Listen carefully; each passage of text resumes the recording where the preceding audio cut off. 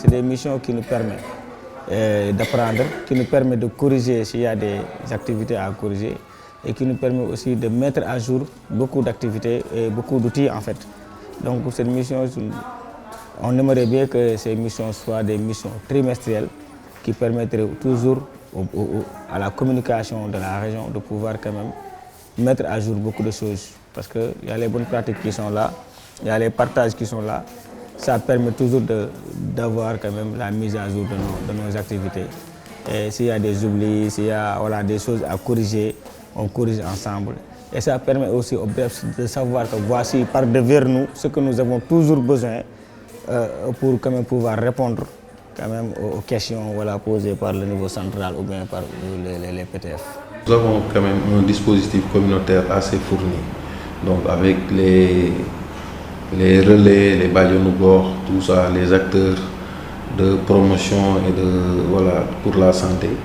Donc c'est vraiment des activités très utiles qui nous permettent quand même d'être plus près de la population parce que c'est à travers ces relais que nous passons nos messages. Donc c'est des activités qu'il faut saluer et qu'il faut pérenniser parce que la communauté quand même joue un rôle très important dans la santé de façon globale. C'est pourquoi toutes les activités que nous menons, ils sont quand même au devant de la scène.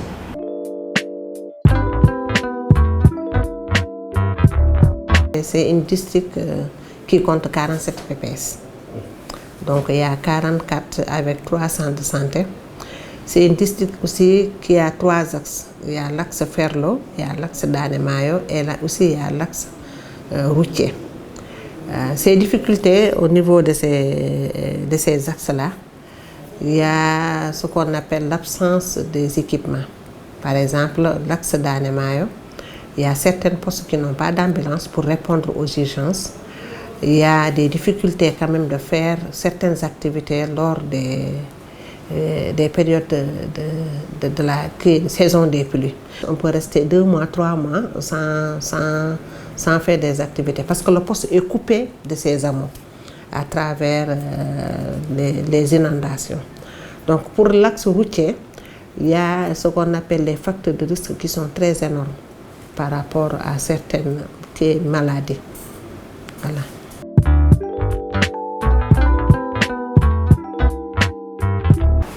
Il y a une parfaite collaboration avec les communautés.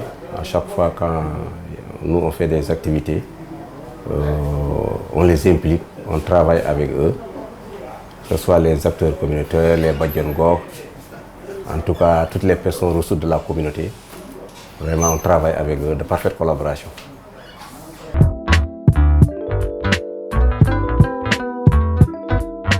Absolument. Le risque est là, le risque de maladies zoonotiques avec, comme vous l'avez si bien dit, les facteurs de risque qui existent avec le déplacement important du bétail et des personnes.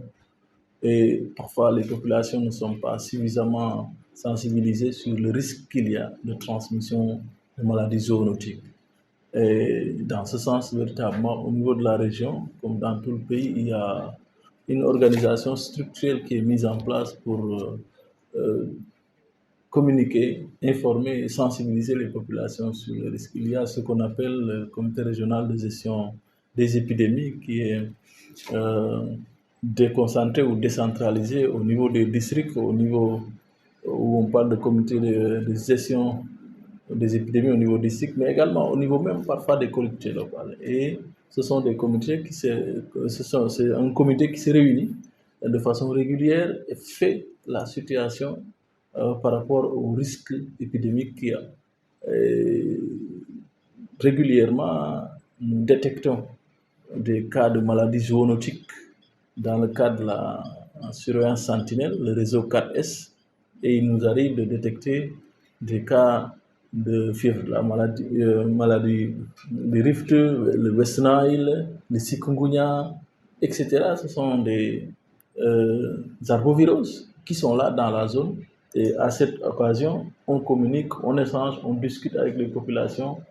L'équipe descend jusqu'au niveau opérationnel, jusqu'au niveau des collectivités, avec les acteurs impliqués dans le cadre du NRS, qui impliquent le secteur de l'élevage, l'environnement, le service d'hygiène, le secteur de la santé. Véritablement, des activités de communication sont déroulées dans ces zones ciblées en appui du CRG ou parfois du CDG. Et pour parler de la multisectorialité, quelles sont les perspectives pour améliorer la collaboration multisectorielle dans la prévention des risques sanitaires? Au niveau déconcentré, véritablement, le problème ne se pose pas parce que nous avons une seule autorité administrative qui est au-dessus de tous les secteurs. Et c'est cette autorité administrative qui porte véritablement ce One Health et qui implique les différents secteurs concernés. Et il n'y a pas véritablement de souci, en tout cas au niveau de la région de Matam, par rapport à cette multisectorialité dans le cadre de la lutte contre les épidémies ou les événements de santé publique. On s'organise autour du gouverneur avec les différents secteurs dont je viens citer. À chaque fois que l'occasion se présente, bien de façon régulière, on se réunit, on discute des stratégies à mettre en œuvre pour endiguer un phénomène de santé publique. Pour terminer,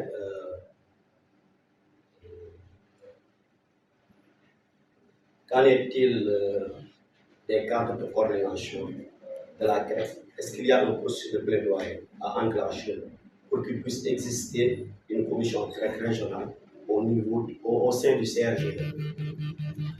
Mais je suis absolument en phase avec vous. Il existe une structuration autour du gouverneur, ce qu'on appelle le comité régional de gestion des épidémies.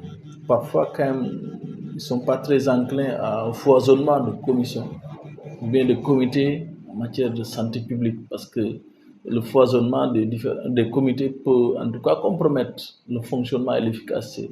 Donc, on est autour du One Health, les comités régionaux du One Health, mais également le CRG, qui véritablement travaille autour de la question de la santé avec l'implication des différents secteurs dans le cadre encore du One Health. Donc, la coordination ne souffre d'aucune difficulté en réalité. Tout est autour du CRG, il y a une commission, mais il est important, comme vous le dites également, de mettre en place cette commission CREC. Il suffit encore d'échanger avec le gouverneur pour lui sensibiliser sur la question, sur l'importance de la communication sur le risque et l'engagement communautaire pour en faire une commission. Mais en général, on le met dans le CRG ou dans le CDG qui véritablement adresse ces questions.